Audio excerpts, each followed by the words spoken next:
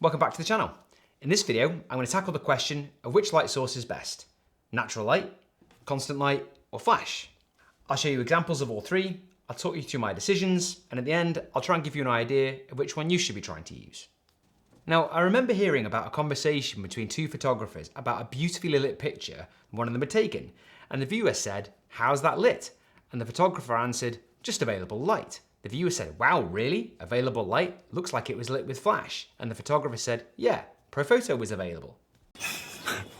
So people who are real pros at lighting know how to get the right quality of light from their light sources, whatever they are. They know, for example, how to take the hardness out of sunlight, or which modifiers to add to flashes, and how to build a look from flashes, and generally how to get light where you want it, at the intensity you want it, and stop it getting to where you don't. Before we jump into the real life examples, thank you to the over 4,000 of you who've subscribed.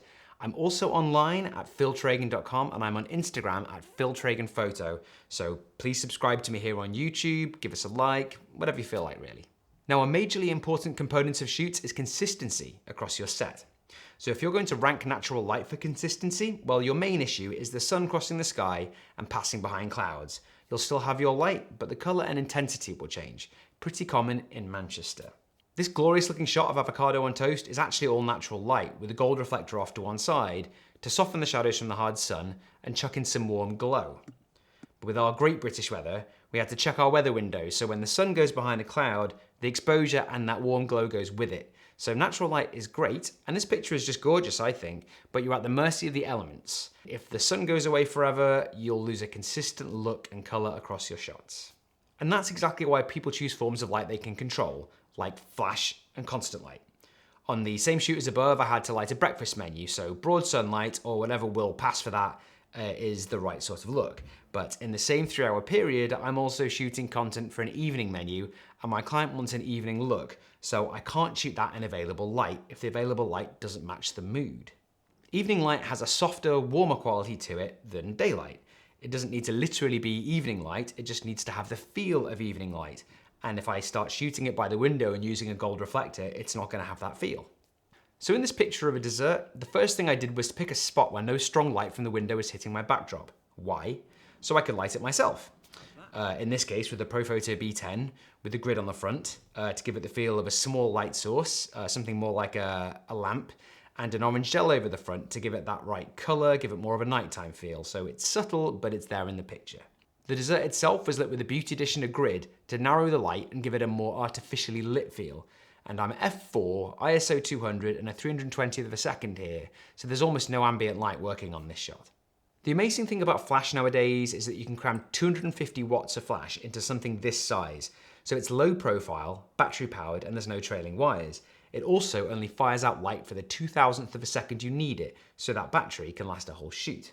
If you compare that to constant light, which at any comparable output will chew through batteries too fast to be viable all day on a shoot, so probably will require mains power at some point, be far heavier and bulkier, get hot, and also dazzle your subjects. So why not use flash for stills every time?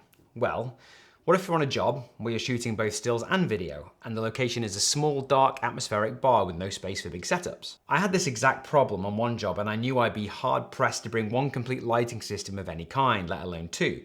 So this time I'm facing no natural light, very low available light, 2 different formats required, and no space to light properly for video or stills. A key component of the brief here is to get the feel of the bar around the cocktails I'm shooting, so ISO was going to be at least 1600 or thereabouts, and the aperture was going to be wide open at around f2.5.